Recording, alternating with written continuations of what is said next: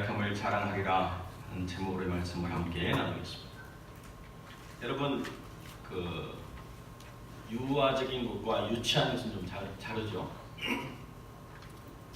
아이처럼 순수하고 또 아이처럼 뭔가 계획적이지 않은, 의도되지 않은 마음을 드러내는 것을 볼 때에 참 나이가 들어도 참 선한 마음을 가지고 사셨다, 이런 생각이 드는 분들이 계십니다.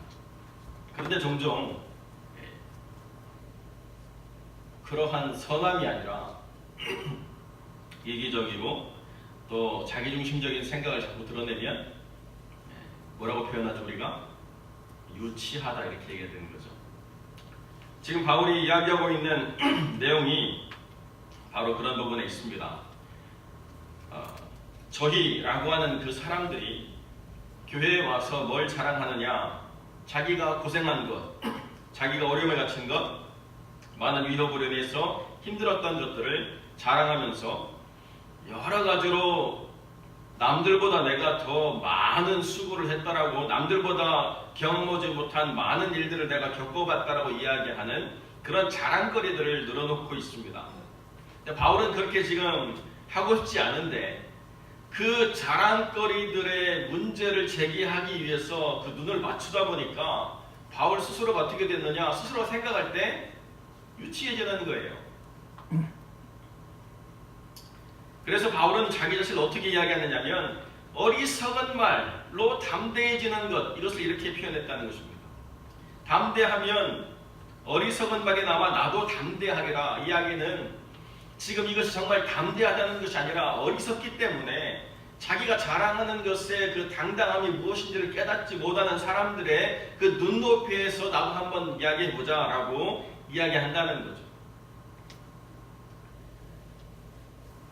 그런 표현들이 우리의 삶에서 전혀 낯설지 않은 거죠. 무언가를 자랑하다 보면 종종 지고 싶지 않은 마음에 있지도 않은 이야기를 하게 될 때가 있고요.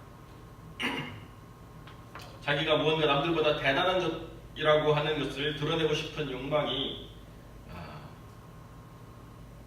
그 선한 동기로부터 출발하지 않았기 때문에 그들이 드러내고자 하는 것들이 결국에는 부끄러움이 될 수밖에 없는 그런 일들이 있는 것이죠. 바울이 어떤 사람이냐? 자기가 히브리인 중에 히브리인이라고 스스로를 정하고 있고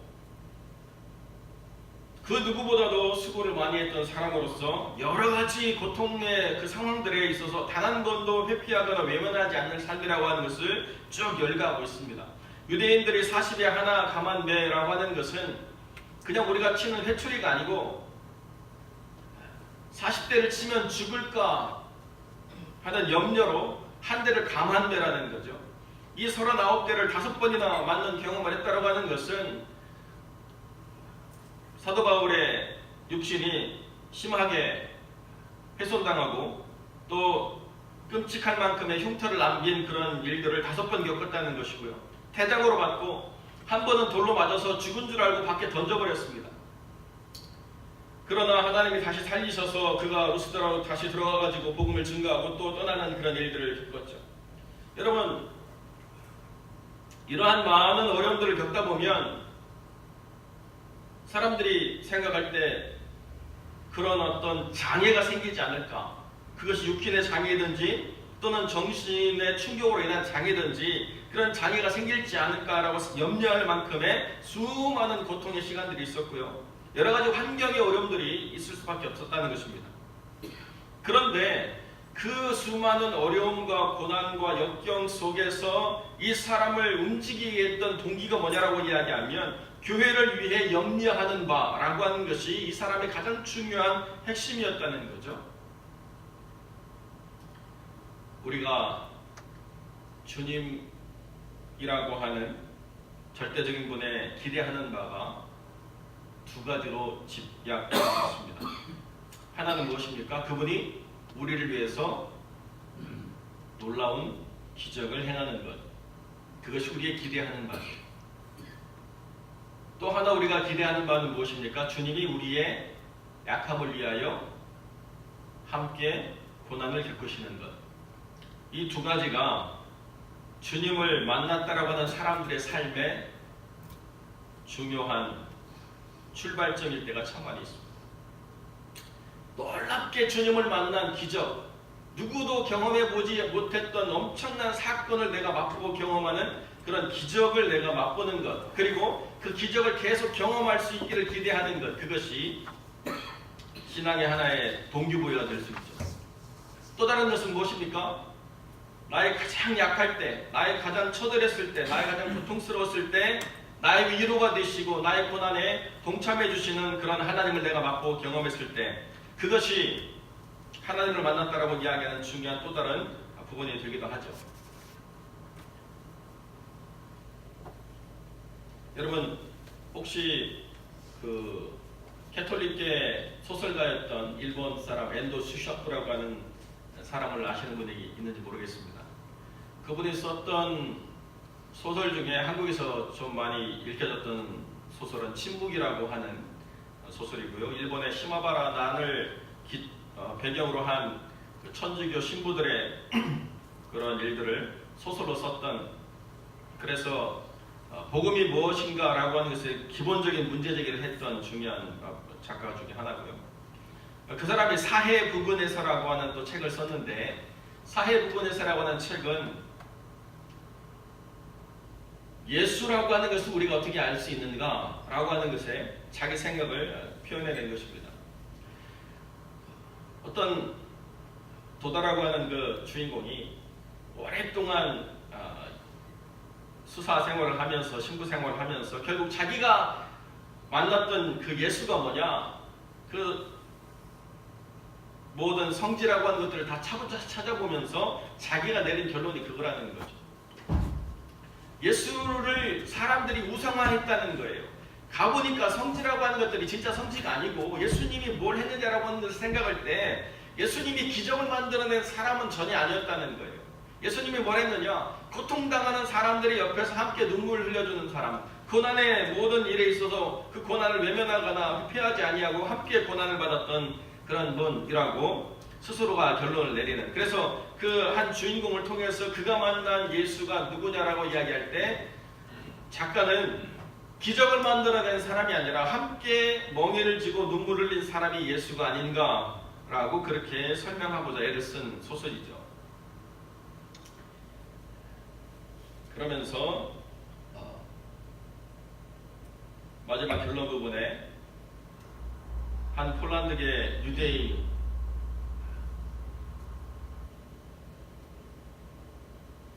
수사가 수용소에서 죽음으로 끌려가는 그 모습, 그 죽음의 공포에 압도당해가지고 정신이 혼란하고 사리분별이 되지 않지 그렇게 끌려가는 모습 바로 옆에 똑같이 그 삶을 함께하는 예수의 모습을 내가 발견했다. 이것이 이제 그 삶의 결론인 것이죠.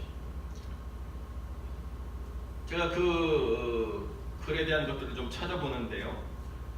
홍콩에 있는 한 그 천주교의 그 웹사이트 게시판에 누가 그런 글을 썼어요. 자기가 개신교인들을 만나면 자꾸 무슨 기적을 이야기한다는 거예요. 하나님 만나면 이런 기적을 얘기하고 뭐 이런 기적을 내가 경험했다고 얘기하는데, 자기가 생각할 때 정말 우리가 왜 예수를 믿는가라고 하면 우리를 위해서 주님이 십자가를 졌기 때문에 믿는 것 아니겠는가, 뭐 이렇게 이야기하는 글을 올렸더라고요.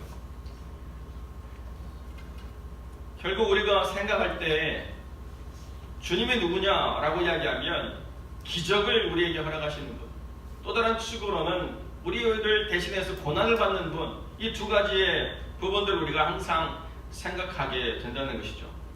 바울은 왜 그러면 기적도 고난도 이야기하지 않는가라고 하는 것이 오늘 본문에 있어서 바울이 유치해지지 않고자 애썼던 그 가장 중요한 바울의 심정을 표현하는 것입니다. 바울이 안 겪어봤기 때문에 이야기를 못하는 것이 아니라 이것을 나열함으로 말미암아서 스스로가 유치해지지 않기를, 어리석음으로 담대해지지 않기를 스스로가 결정하고 바울이 고린도 교회에서 기적을 만들어내는 사역을 통해서 사람들을 이끌어내려고 하지 않았던, 우리가 정말로 늘 반복해서 듣고 또 우리가 만나보는 그 주님 만난 사건들을 바울이 왜 부정하면서 고린도에서 사역을 했는가라고 하는 중요한 문제제기를 우리가 함께 나눠야 된다는 거예요. 주님이 기적을 만들어내지도 않고 주님이 우리를 위해서 대신 고통당하지 않는 주님이라고 한다면 우리는 주님 왜 필요하죠?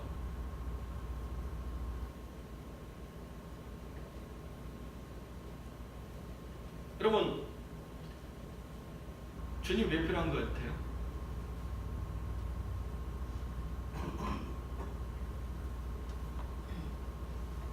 바울이 지금 이야기하고 있는 것은 우리가 생각하는 기준들을 우리가 중심에 놓고 자꾸 그것으로 판단하려다 보니까 분별이 되어지지 않는 거예요. 기적을 만들어내면 그러면 주의 사자냐? 그렇게 동일시할 수 있을까요? 기적을 만들어내는 모든 사람들이 다 주의 사자입니까? 그게 절대적인 기준이라고 한다면 기적을 만들어내는 모든 사람들은 곧 바로 주님의 사람이라고 우리가 인정해야만 돼요. 모든 걸 버리고 모든 걸 포기하고 모든 걸 내려놓고 헐벗고 굶주린 사람들과 함께하는 모든 사람들이 다 주님의 사람입니까?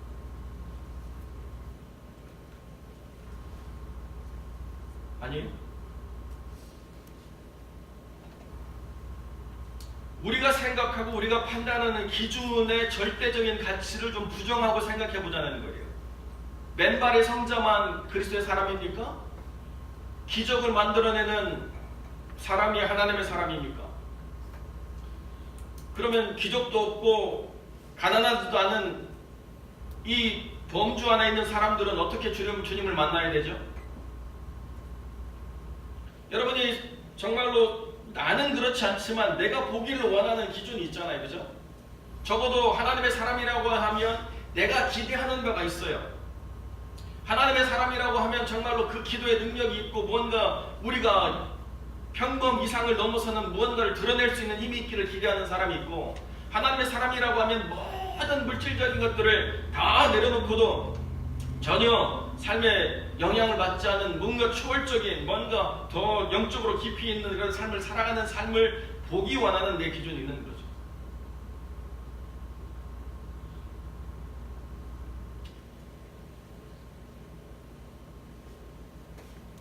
여러분, 그런데요, 그 내 기준에 합당하지 않은 바울은 뭘까요?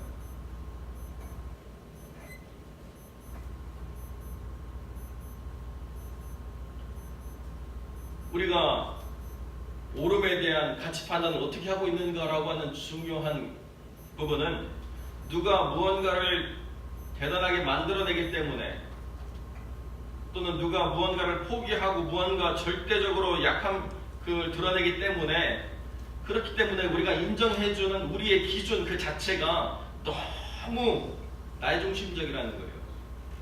내 중심적.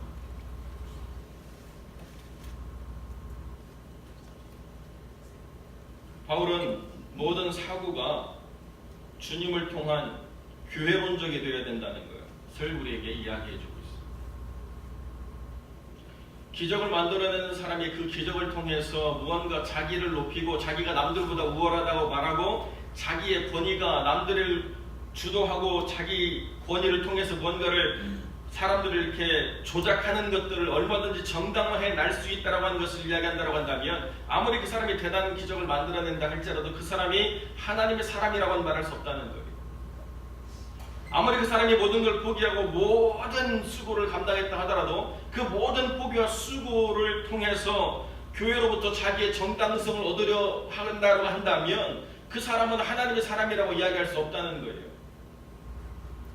지금 이 저들이라고 말하는 사람들이 교회에 와서 뭘 하느냐, 자기가 그렇게 수고했고 애썼다라고 하는 것을 계속 드러냄으로 말미암아 교회로부터 자기가 무언가 얻어낼 수 있는 정당한 권리가 있다라고 하는 것을 말하는 그런 시도를 행하고 있다는 것입니다.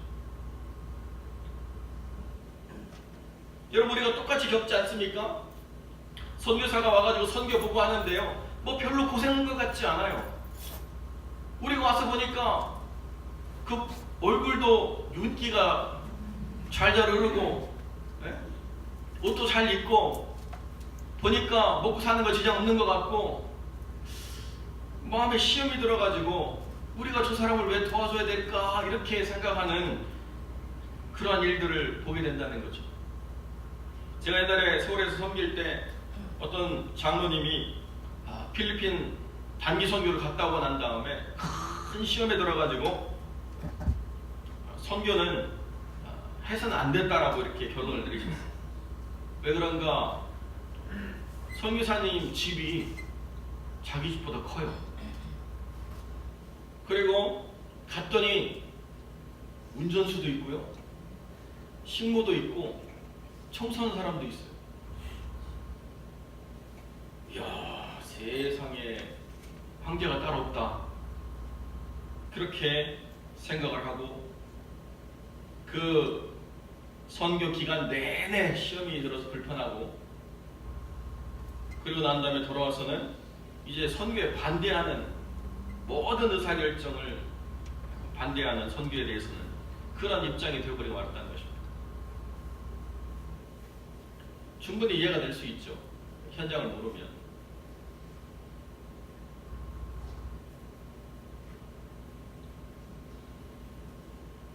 그런데 현장이 요구하는 건 그게 아니거든요.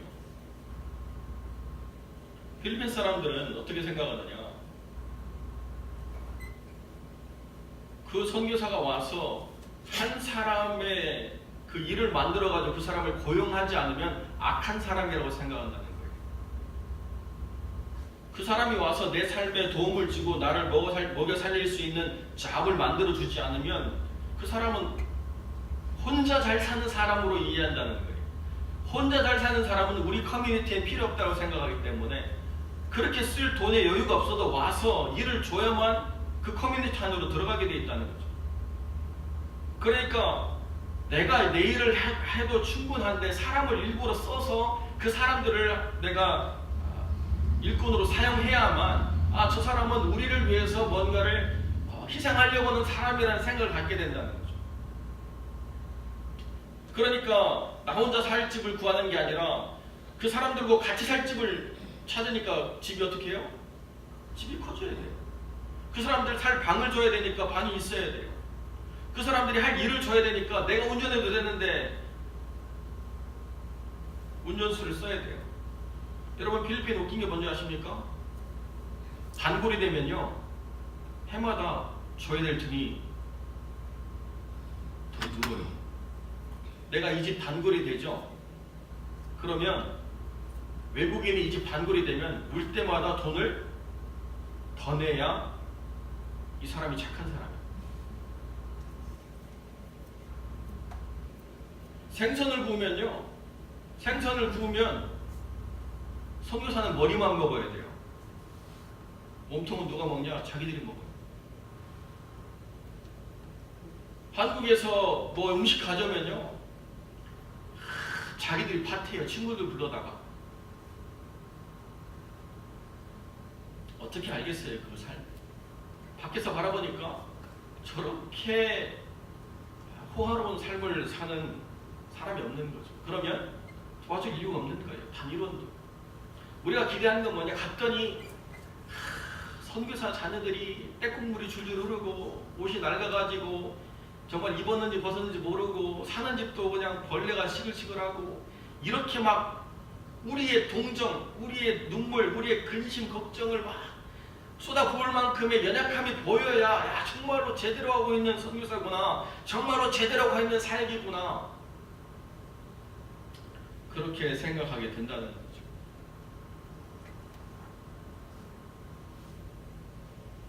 와가지고 선교 보고 하면 막 우리의 마음에 어떻게 그렇게 사나 막 이런 생각이 가질 어떤 그런 간증들을 하면 그 자체가 감동이 돼가지고 도와줘야 된다고 생각하는 거예요.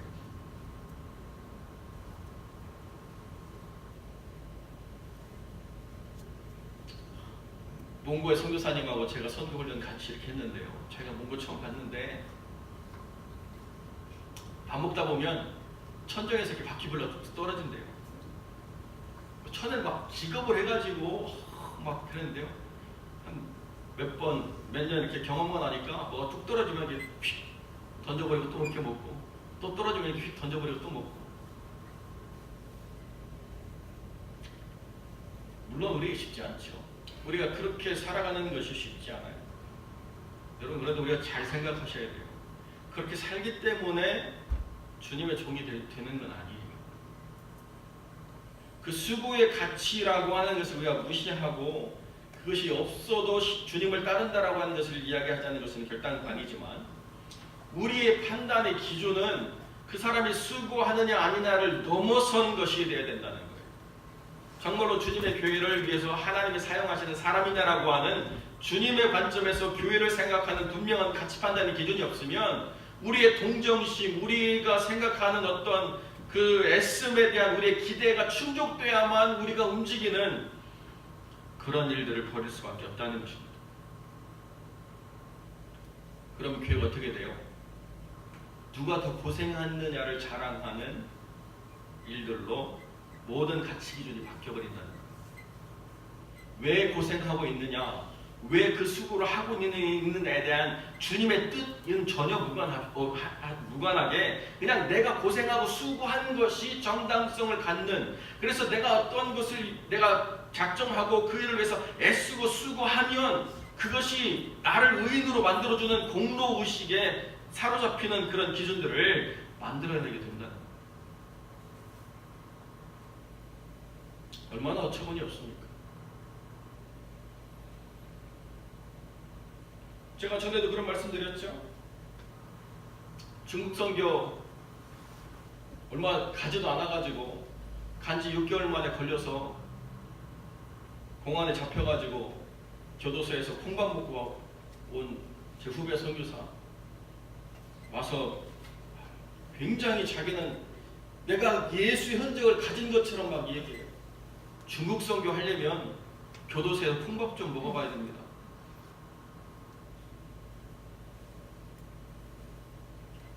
하지 말라고 그렇게 얘기해도 본인이 마치 하나님의 사자로 권능을 받은 것처럼 그렇게 모든 걸 노출시키고 선교하다가 그 사람과 만났던 모든 선교사들이 다 사역을 내려놔야 돼요.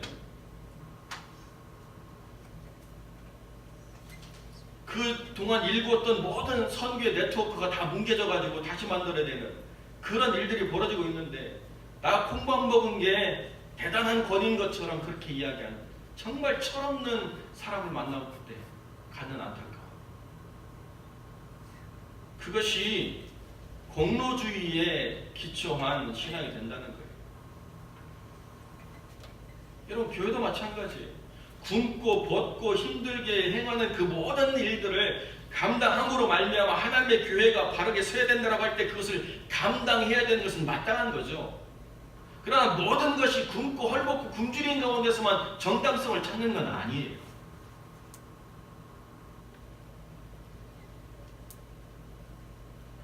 굶지 않아도 얼마든지 하나님의 일을 행할 수 있습니다. 헐벗지 않아도 얼마든지 하나님의 사람이 될 수 있습니다. 주님이 들었던 가장 치욕적인 그런 비난 소리가 뭡니까? 먹기를 탐하고 술을 즐기는 자. 주님이 항상 잔치 자리에 있었던 모습들 여러분 다 성경에서 기억하시죠?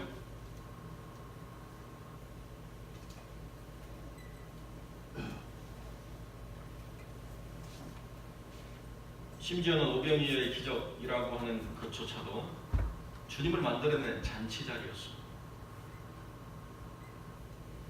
우리가 생각하는 정당성, 우리가 생각하는 권위, 우리가 생각하는 모든 것의 자의적인 판단의 기준이라고 하는 것들이 얼마나 본질을 왜곡시키는가라고 하는 것을 분명하게 이해해야 된다는 거죠. 기적을 만들어낼 수도 있고 기적을 만들어내지 않을 수도 있습니다. 고난에 동참할 수도 있고 고난에 동참하지 않을 수도 있습니다. 그러나 정말 중요한 것은 그것이 지금 이 교회를 향한 하나님의 뜻인가라고 하는 것을 분명히 물어야 된다는 거죠.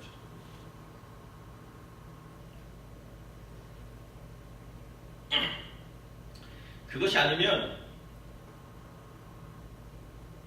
내가 스스로 모든 것을 판단하는 자리에 서서 옳고 그름을 내가 판단하는 심판이 되어져 가고 있다는 것을 우리가 보게 된다는 거죠. 한국의 어떤 목사님이 나이 50을 넘어서 다시 개척을 했습니다. 그러면서 2년 동안 장로도 세우고 집도 세우고 많은 일들을 했지만 그분이 다시 50 넘어서 개척하면서 꿈꿨던 교회에 대한 그런 기대 그리고 염려가 있었기 때문에 그런 얘기를 해요. 대표기도 하는 사람 세우다가 그 사람이 교회 대표 될까봐 자기가 50 넘어서 다시 개척한 교회가 다시 그러한 혼란과 어지러움에 빠질까봐 2년 동안 그 누구도 대표기도를 시키지 않았다는 거예요.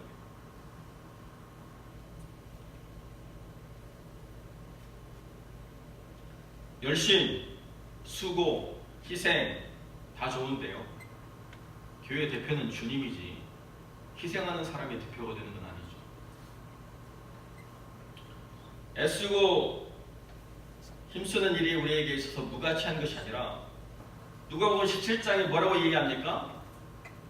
무익한 종이라 마땅히 행할 일을 했을 뿐이라라고 하는 내 자의적인 삶의 고백이 없이는 내가 주를 위해서 애쓰고 수고한 것에 대한 정당한 보상을 받기를 기대하는 그 마음들로 인한 시험들이 우리를 힘들게 할 수밖에 없다는 것입니다. 내가 수고했기 때문에 무언가 누려야 되고 내가 수고했기 때문에 그 수고를 통한 내 가치 기준이 교회의 기준이 되어야 된다고 말하는 이 수많은 모순들을 어떻게 풀어갈 것인가, 이게 문제라는 거죠. 내가 주의 교회를 오랫동안 섬겨온 것이 기준이 돼가지고 그 기준을 깨뜨리는 모든 것들이 곧 교회를 어지럽게 하는 것이다 라고 이야기하면 그걸 어떻게 우리가 받아들여야 되냐는 거죠. 내 방식, 내 사고, 내 희생, 내 기준, 그것들이 곧 나에게 정당성을 부여하는 것이라고 한다면 어리석음으로 담대해진 것이라는 거죠.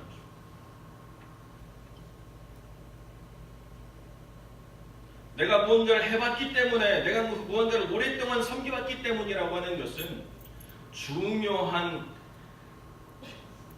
섬김의 한 모본일 수는 있지만, 그러나 그것이 유일한 기준은 아니라는 거죠. 그러나 자꾸 유일한 기준을 만들려고 하는 사람들의 그러한 그릇된 경쟁 심리가 발동하기 시작하면 교회는 더 이상 주님의 몸으로서 온전한 가치를 드러내지 못하게 된다는 것입니다.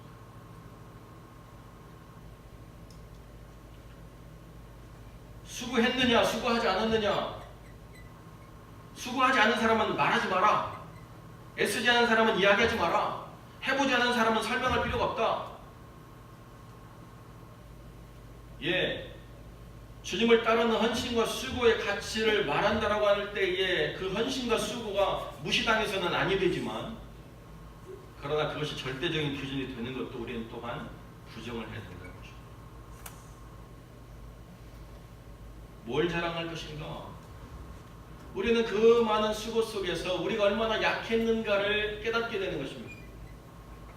그 많은 수고 속에서 우리가 얼마나 힘들었을 때 그 힘듦이 누구에 대한 원망이나 그 힘듦이 자신에 대한 정당성을 부여하는 그런 결과가 아니라 그때 얼마나 우리가 약했는가 그 자체로 우리가 멈춰야 된다는 거예요. 그리고 그때 우리를 도우신 하나님, 우리를 도우신 주님을 깊이 만나는, 그러므로 말미암아 오직 주님의 뜻이 세워지고 주님과 함께한 그 삶을 통하여 또 다른 누군가의 약함을 우리가 용납할 수 있는 그러한 걸어간 공동체가 된다는 것이 바울이 이야기하고자 했던 거라는 거예요.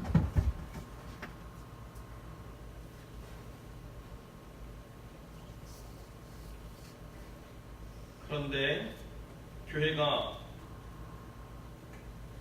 그 걸어간 가치 기준을 계속 만들어내는 일에서부터 점점 도태되기 시작하면 이제는 어리석은 말의 담대함이 교회를 뒤덮게 된다는 것입니다. 뭘 자랑할 것인가? 자기의 수고 헌신이 자랑이 되고 그것이 남들보다 더 높은 권위를 세워가는 그런 도구로 사용되어진다고 한다면 그런 자랑은 할 필요가 없다는 거예요. 우리가 얼마나 약한가, 우리가 얼마나 하나님 뜻을 완성하기에 부족한가, 우리가 그 많은 수고를 경험하는 이유가 무엇이냐라고 이야기할 때 우리가 얼마나 약한가로부터 시작한다는 것입니다.